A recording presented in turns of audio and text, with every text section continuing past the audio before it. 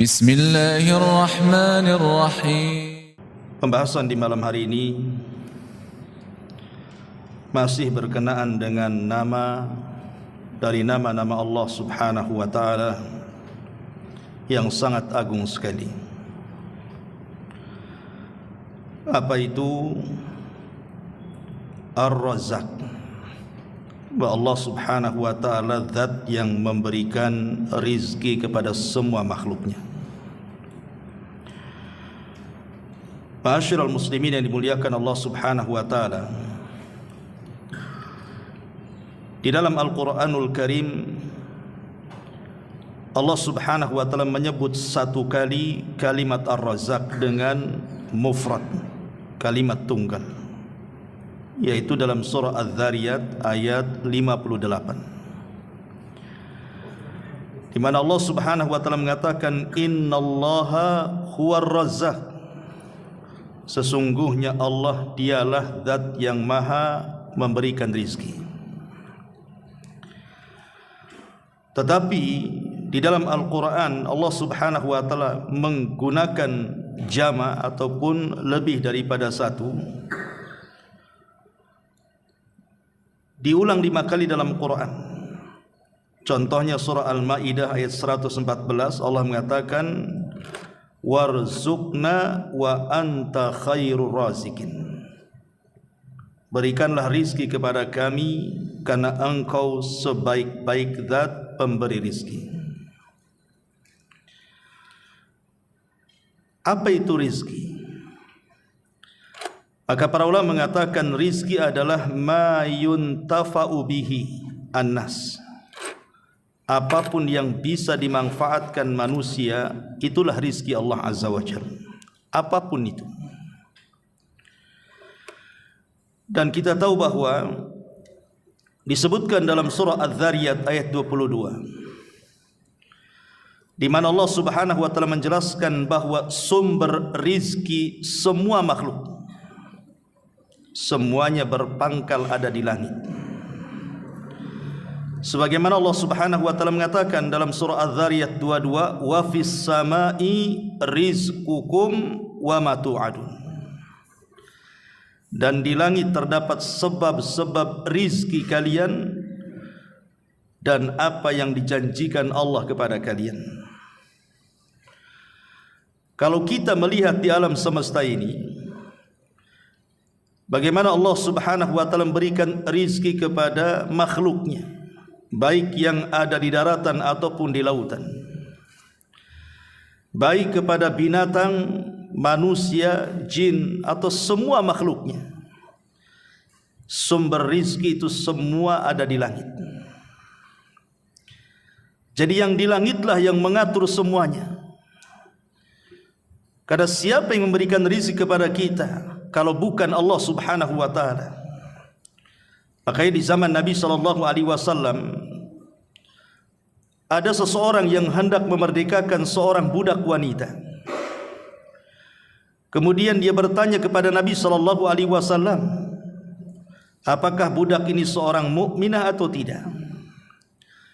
Maka Nabi SAW bertanya kepada budak wanita ini, Aina Allah? Di mana Allah? Maka budak ini mengatakan, Fis sama. Allah itu ada di langit. Maka Nabi SAW mengatakan, i'tikha fa innaha mu'minatun. Merdekakan budak itu karena dia telah menjadi seorang mukminah. Maka dari sini kita tahu bahwa Allah Subhanahu wa taala berada di langit, di atas ketinggian. Dari langit itulah Allah Subhanahu wa taala membagi-bagikan rizkinya kepada semua makhluknya. Dan itu difirmankan dalam Al-Quran surah Yunus 31, Qul man yarzukukum minas sama'i wal ard. Siapakah yang memberikan rizki kepadamu dari langit dan dari bumi? Artinya tidak perlu dijawab karena kita sudah tahu jawabannya. Dialah Allah Subhanahu wa ta'ala. Dari sini kita tahu bahwa rizki yang diberikan kepada makhluk-makhluknya, secara khusus kepada manusia, ada dua rizki yang disebut dengan sa'id dan juga an-nazil. Rizki yang naik dan rizki yang turun. Rizki yang naik ataupun rizki yang turun semua datang dari langit. Karena Allah mengatakan tadi wa fis samai rizqukum. Di langit itu terdapat rizki kalian. Baik rizki yang diturunkan Allah atau rizki yang dinaikkan Allah Subhanahu wa taala. Adapun rizki yang diturunkan oleh Allah Subhanahu wa taala, itulah rizki yang ada di dunia yang kita rasakan. Kita diberikan rumah, kita diberikan kendaraan, kita diberikan pasangan, kita diberikan pekerjaan, kita bisa makan, bisa minum, bisa menikmati dunia. Itu disebut rizqun nazil, rizki yang diturunkan Allah Azza wa Jalla. Dan rizqun nazil ini akan senantiasa diturunkan oleh Allah Subhanahu wa taala kepada kita selama pintu kematian belum terbuka.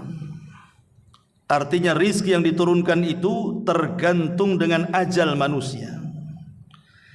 Kalau manusia masih hidup, maka rizki akan terus turun.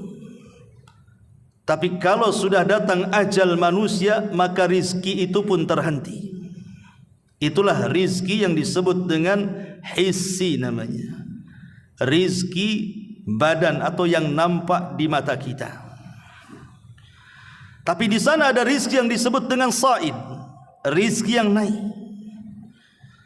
Rizki yang naik inilah yang tidak akan terputus, baik setelah kematian kita, baik dalam kehidupan kita di dunia ataupun setelah kematian kita, tidak akan putus. Rizki yang dinaikkan dari bumi ke langit, itulah rizki yang disebut dengan rizki maknawi.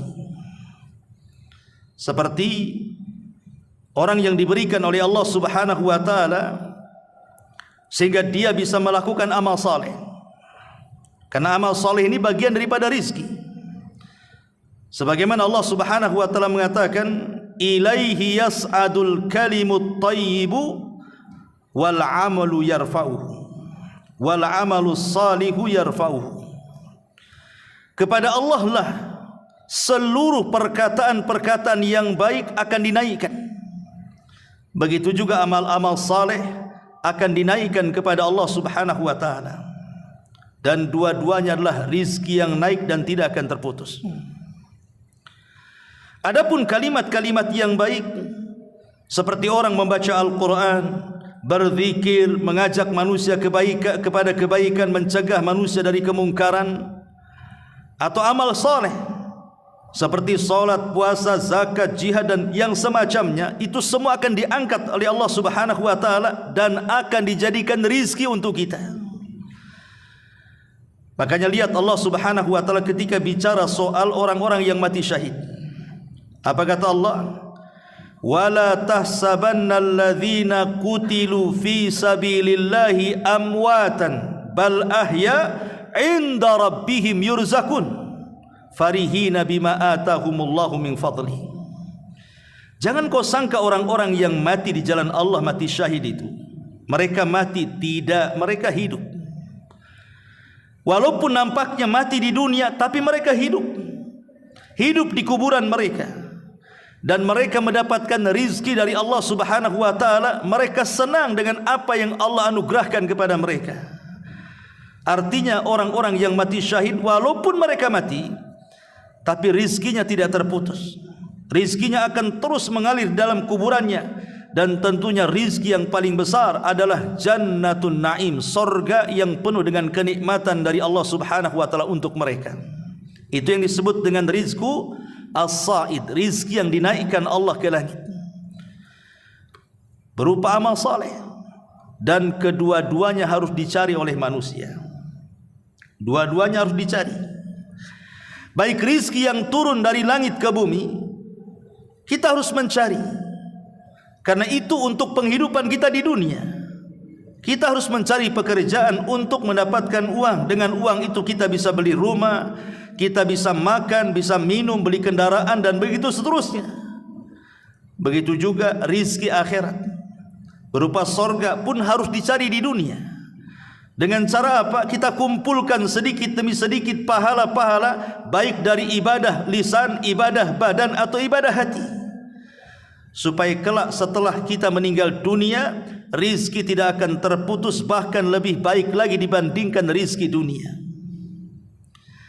Tapi mana yang lebih sulit? Mencari rizki yang diturunkan ataukah mencari rizki yang dinaikkan? Tentu jawabannya lebih mudah mencari rizki yang diturunkan dibandingkan yang dinaikkan. Karena rizki yang diturunkan itu berserikat dengan semua makhluk Allah, berserikat dengan binatang, berserikat dengan orang kafir, orang musyrik, berserikat dengan jinnya, itu berserikat semuanya. Sebagaimana Allah memberi makan kepada kita, Allah juga memberi makan kepada binatang. Sebagaimana Allah memberikan makan kepada kita, Allah juga beri makan orang-orang kafir, baik manusia atau jinnya. Artinya rizki yang turun itu lebih mudah dicari. Tapi rizki yang dinaikkan ke langit dengan ucapan-ucapan yang baik, amal-amal yang saleh ini tidak mudah. Makanya kemudian orang yang mendapatkan rizki yang dinaikkan itu hanya sedikit dibandingkan orang yang mendapatkan rizki yang Allah turunkan ke bumi. Ma'asyiral muslimin yang dimuliakan Allah Subhanahu wa taala, wa fis sama'i rizqukum wa ma tu'adun. Dan di langit terdapat sebab-sebab rizki kalian dan apa yang dijanjikan Allah kepada kalian. Ma'asyiral muslimin yang dimuliakan Allah Azza wa Jalla. Dan rizki yang naik itu terdapat di beberapa tempat, salah satunya di masjid-masjid Allah. Kalau kita ingin mencari rizki yang naik, carilah di masjid. Tapi kalau antum ingin mencari rizki yang turun, carilah di luar masjid. Makanya Allah Subhanahu wa taala menjelaskan di dalam Al-Qur'anul Karim, fi buyutin adzinallahu an turfa wa yudhkara fiha ismuhu yusabbihu lahu fiha bil ghuduwi wal asal rijalun la tulhihim tijaratun wala bai'un an dzikrillah wa aqamas salah wa iqamis salati wa ita'iz zakati yakhafuna yawman tataqallabu fihi alqulubu wal absar. Allah Subhanahu wa taala mengatakan di rumah-rumah Allah, maksudnya di masjid-masjid Allah, yang di sana telah diperintahkan Allah untuk memuliakannya dan menyebut-nyebut namanya. Di sana bertasbih mensucikan namanya pada waktu pagi dan petang. Kemudian Allah mengatakan di sana ada manusia-manusia yang tidak melalaikan mereka perdagangan atau perniagaan dan jual beli mereka dari zikir kepada Allah, melaksanakan salat, menunaikan zakat, dan mereka takut kepada hari yang luar biasa pandangan manusia akan terbelalak pada hari kiamat. Lihat bagaimana Allah Subhanahu wa taala menjelaskan bahwa ada orang-orang yang tidak terlalaikan dengan perniagaan di luar masjid, karena tahu bahwa berniaga dalam masjid dengan Allah itu lan tabur, tidak mungkin rugi. Kalau kita berniaga di luar masjid, bisa untung bisa rugi, namanya berniaga dengan manusia. Tapi kalau berniaga dengan Allah Subhanahu wa taala, tidak akan pernah rugi. Di zaman Nabi SAW, di awal-awal Rasul melaksanakan sholat Jumat, datang kafilah dari Syam membawa dagangan yang begitu banyak. Orang-orang yang ada di masjid ini tiba-tiba keluar semua, sehingga dari 40 orang yang ada di masjid itu sisanya tinggal 20 orang, separuhnya keluar karena takut tidak mendapatkan dagangan.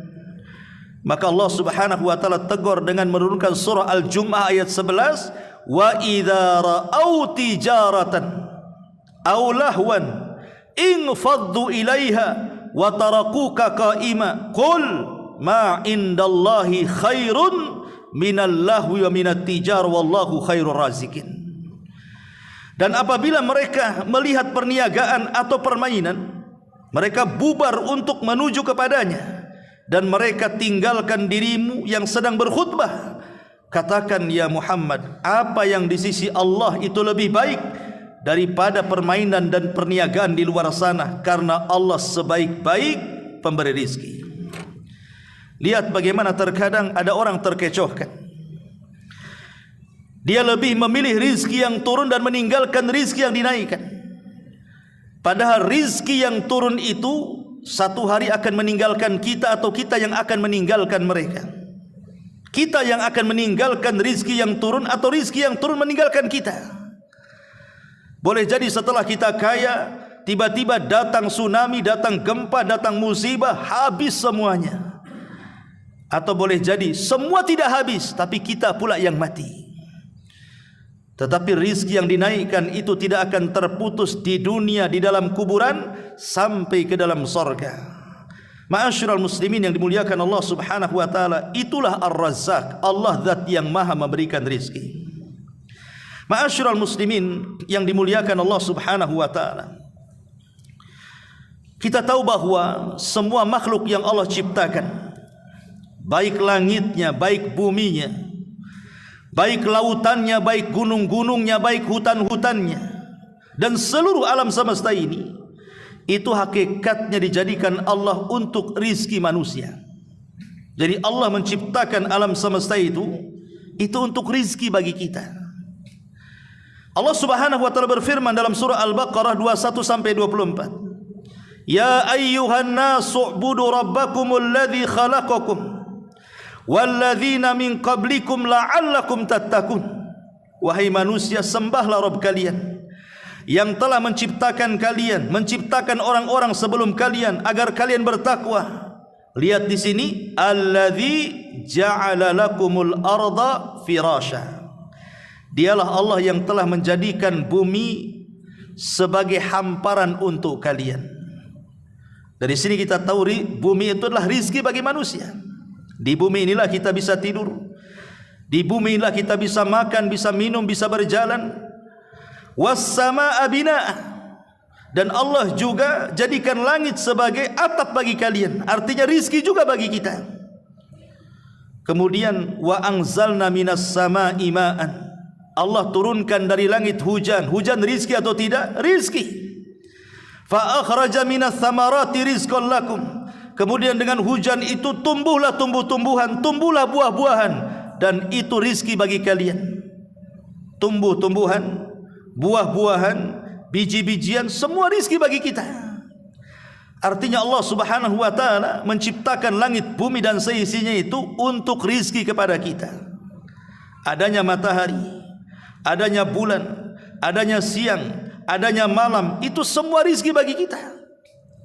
Coba bayangkan ketika Allah mengatakan, Qul ara'aitum in ja'alallahu alaikumul laila sarmadan ila yaumil qiyamah, man ilahun ghairallah ya'tikum bidhiya afala tasma'un. Dalam surah Al-Qasas ayat 72-73, bagaimana pendapatmu wahai Muhammad, jika Allah jadikan kepada kalian malam terus sampai kiamat? Kalau Allah jadikan malam ini tidak ada siang sampai kiamat malam, kapan manusia akan mencari rezeki kalau begitu? Makanya Allah mengatakan, apakah di sana ada Tuhan selain Allah yang bisa mendatangkan cahaya? Tidakkah kalian mendengar? Qul ara'aitum in ja'alallahu 'alaikumun nahara sarmadan ila yaumil qiyamah man ilahun ghairullah ya'tikum bilailin taskununa fi afala tubsirun. Atau bagaimana pendapat kamu kalau Allah jadikan siang terus tidak ada malamnya sampai kiamat? Apakah di sana ada Tuhan selain Allah yang mampu mendatangkan kegelapan sehingga kalian bisa beristirahat di situ? Tidakkah kau melihat? Lihat, Allah subhanahu wa ta'ala buat ada siang ada malam. Karena kalau tidak ada malam, siang terus, kapan istirahat? Kalau ada malam, tidak ada siang, kapan pula bekerja? Maka dibuatlah malam dengan adanya bulan, dibuatnya siang dengan adanya matahari. Itu semua rizki bagi kita. Rizki dari Allah, kapan kita bekerja, kapan kita istirahat, itu rizki semua. Dari sini kita tahu bahwa Allah subhanahu wa ta'ala Ar-Razzaq, zat yang maha memberikan rizki. Allah berikan kekuasaan, Allah cabut kekuasaan, itu semua rizki dari Allah subhanahu wa ta'ala. Qulillahumma malikal mulki tu'til mulka man tasha wa tanzi'ul mulka mimman tasha wa tu'izzu man tasha wa tudhillu man tasha biyadihil khair innaka ala kulli syai'in qadir. Artinya bahwa kekuasaan rizki dari Allah. Ada yang dicabut, ada yang diberikan kekuasaan. Itu semua adalah rizki. Ada yang dihinakan, ada yang dimuliakan. Itu semua adalah rizki Allah subhanahu wa ta'ala. Ma'asyiral muslimin yang dimuliakan Allah azza wa jalla, termasuk juga Allah takdirkan kita ini berpasang-pasangan. Allah takdirkan kita ini menikah, kemudian punya anak. Itu semua rizki dari Allah subhanahu wa ta'ala. Wa ankihul ayyama minkum was-salihina min ibadikum wa imaikum iyakunu fuqara yughnihimullahu min fadli. Nikahkanlah orang-orang yang sendirian di antara kalian. Apakah orang-orang merdeka atau budak-budak kalian? Kalau mereka miskin, Allah yang tanggung rizki mereka. Ma'asyiral muslimin yang dimuliakan Allah subhanahu wa ta'ala. Jadi kita harus beriman bahwa tidak ada yang memberikan rizki kecuali Allah subhanahu wa ta'ala. Setelah kita tahu global gambaran rizki Allah, kita akan memetik apa asar keimanannya ketika kita mengetahui Allah memberikan rizki. Ada 20 poin di sini. Mudah-mudahan cukup waktunya. Yang pertama, innal mutafarrid birrizqi huwallahu wahdah la syarikana. Kita harus ingat bahwa yang memberikan rizki hanya satu-satunya Allah subhanahu wa ta'ala. Ketika Allah subhanahu wa ta'ala tidak berserikat dalam penciptaan, Allah tidak berserikat dalam pengaturan alam semesta, begitu juga Allah tidak berserikat dalam memberikan rizki kepada semua makhluknya termasuk manusia. Karena Allah yang mengatakan di dalam Al-Quranul Karim, Qul man yarzukukum minas samawati wal ar qulillah. Dalam surah As-Saba ayat 24, katakan ya Muhammad, siapa yang memberikan rizki kepada kalian di langit dan di bumi? Katakan ya Muhammad, Allah sajalah yang memberikan rizki. Ini yang pertama. Kemudian yang kedua, bahwa Allah subhanahu wa ta'ala mutakaffilun birizki man fis sama'i wal ardi. Allah sangat bertanggung jawab kepada semua makhluk yang Allah ciptakan, baik yang ada di langit ataupun di bumi. Allah tanggung rizki mereka semuanya. Allah mengatakan di dalam Al-Quranul Karim surah Hud ayat 6, wa ma min dabbatin fil ardi ilallah illa 'alallah rizquha. Tidak ada satupun binatang yang melata di permukaan bumi kecuali rizkinya sudah ditanggung oleh Allah. Kalau rizki sudah ditanggung oleh Allah subhanahu wa ta'ala, kenapa orang mesti sedih dan bingung mencari rizki? Allah sudah tanggung rizki kita. Tidak perlu sedih. Allah sudah menanggung rizki kita. Karena seseorang tidak mungkin wafat kecuali sempurnakan rizkinya. Kemudian yang ketiga, Allah subhanahu wa ta'ala tidak akan pernah merasa berat. Allah subhanahu wa ta'ala tidak akan pernah merasa lelah ketika memberikan rizki kepada makhluk-makhluknya. Allah subhanahu wa ta'ala berfirman, bersabda, Nabi SAW bersabda dalam diskusi, ya ibadi, lau anna awwalakum wa akhirakum wa insakum wa jinnakum qamu fi sa'idin wahidin fa'ataitu kulla insanin mas'alatahu ma naqasa dhalika mimma indi illa kama yanqusul mihyat idza udkhilal bahr. Allah subhanahu wa ta'ala berfirman dalam diskusi itu, apa kata dia? Wahai hamba-hambaku, kalaulah orang yang pertama kalian dan orang yang terakhir kalian, baik jinnya ataupun manusia di antara kalian, berdiri di sebuah lapangan yang lebar, yang luas, kemudian masing-masing mereka meminta sesuai dengan permintaannya, kemudian Allah berikan semua permintaannya, itu bagi Allah tidak pernah mengurangi sedikit pun dari kekayaannya, kecuali kata Allah seperti jarum yang dicelupkan di lautan kemudian diangkat, itulah tetesan yang netes dari ujung jarum, itulah rizki yang dibagi-bagikan semua manusia, jinnya juga, dari awal sampai yang terakhir hidup. Subhanallah. Dari sini Allah tidak akan merasa berat dan lelah, karena yang diberikan kepada kita tidak banyak, dan itu sudah mencukupi semua makhluknya, ya. Kemudian yang keempat, bahwa Allah subhanahu wa ta'ala mutahakim fi arzaki ibadi.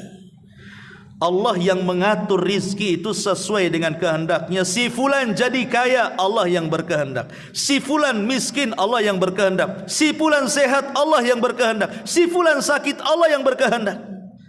Allah berkehendak semuanya. Dialah yang menghukumi rizki manusia. Makanya Allah Subhanahu wa taala berfirman, wallahu faddala ba'dakum ala ba'din fir rizki. Allah lah yang melebihkan sebagian kalian dengan sebagian yang lain dalam perkara rizki. Jadi Allah Subhanahu wa taala berhak memilih, oh si fulan harus kaya, si fulan harus miskin. Itu semua Allah yang berkehendak. Tidak perlu kecil hati, karena di balik itu ada hikmah yang terkadang kita tidak paham. Kenapa Allah Subhanahu wa taala membuat orang miskin tak kaya-kaya? Boleh jadi kalau dia kaya melampaui batas. Sengaja Allah Subhanahu wa taala buat miskin terus supaya dia tidak melampaui batas. Kenapa pula orang kaya tidak dimiskin-miskinkan? Boleh jadi kalau dia miskin dia bisa kufur. Kenapa orang sakit kemudian tidak disehat-sehatkan? Sebab kalau dia sehat maksiat lagi dia. Terkadang ada hikmah yang kita tidak tahu di situ.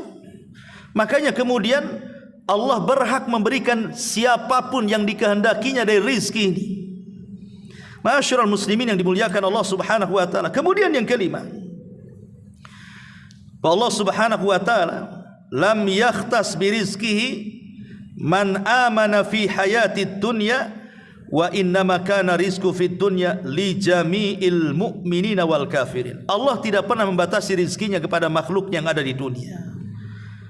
Baik dia mukmin Allah kasih rizki, baik dia kafir Allah kasih rizki, baik dia jin Allah kasih rizki, apa malaikat Allah kasih rizki. Semua manusia, semua makhluk Allah berikan rizki. Allah tidak menghususkan. Karena rizki Allah Subhanahu wa taala sangat luas. Wallahu latifun bi ibadihi yarzuqu man yasha wa huwal qawiyul aziz. Dia maha latif, maha lembut kepada hamba-hambanya. Dia memberikan rizki kepada siapapun yang dikehendakinya. Kemudian yang nomor 7 ini yang paling penting. Kathratur rizki fid dunya la tadullu ala mahabbatillah. Banyaknya rizki yang Allah anugerahkan kepada seseorang bukan menunjukkan tanda sayangnya Allah kepada dia. Kalau ada orang kaya, saking kayanya bukan berarti kekayaannya menunjukkan Allah sayang kepada dia. Kalau ada orang miskin, saking miskinnya Allah menunjukkan bukan benci kepada dia. Sayang dan benci itu ukurannya bukan harta. Allah Subhanahu wa taala berfirman ketika menceritakan tentang orang-orang kafir di zaman dulu. Wa qalu nahnu aktsaru amwalan wa auladan wa ma nahnu bimu'adzabin. Mereka orang-orang kafir berkata, kami ini hartanya banyak, anaknya banyak, dan kami yakin di akhirat kami tidak mungkin diazab. Jadi keyakinan orang yang mengatakan kalau kaya itu tanda dicinta Allah, ini keyakinan orang kafir. Orang kafir yang mengatakan seperti itu. Makanya Allah mengatakan kul setelahnya, katakan ya Muhammad, inna rabbi yabsutur rizqa liman yasha. Allah lah memberikan rizki itu sesuai dengan kehendaknya. Fir'aun kafir tetap diberikan rizki. Namrud kafir tetap diberikan rizki. Qarun kafir tetap diberikan rizki. Sulaiman beriman tetap diberikan rizki. Para nabi mereka tetap diberikan rizki. Artinya kekayaan itu bersyarikat antara mukmin dan kafir, antara mukmin dan musyrik, antara orang yang taat dengan ahli maksiat.